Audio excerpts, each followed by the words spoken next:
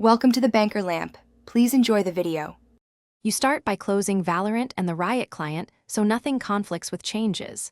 Once done, open Task Manager and confirm Riot processes are stopped. This prevents automatic restarts. Now sign into an Administrator Windows account because many changes need elevated permissions. You will also open the Riot client settings and Windows settings concurrently. This speeds the process and keeps the client from re-enabling features while you work. Make sure you have a restore point in case you need to revert. Next, you focus on disabling the tracker at source. In the Riot client, go straight to Privacy or Telemetry and toggle off data collection and usage tracking. This stops client-level reporting. Then open Services.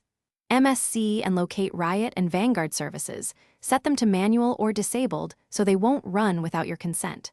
Once finished, check Task Manager's Startup tab and disable any Riot or Vanguard auto-start entries, because that prevents the tracker from reinitializing on boot. Apply changes and reboot to commit. Finally, reboot your system and verify in Task Manager that no Riot or tracker processes are running. This confirms the disable steps worked.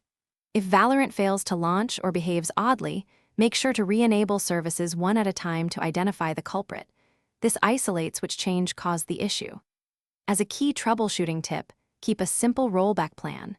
Use System Restore or write down each changed setting so you can restore defaults quickly. Once stable, log into Valorant to confirm expected behavior.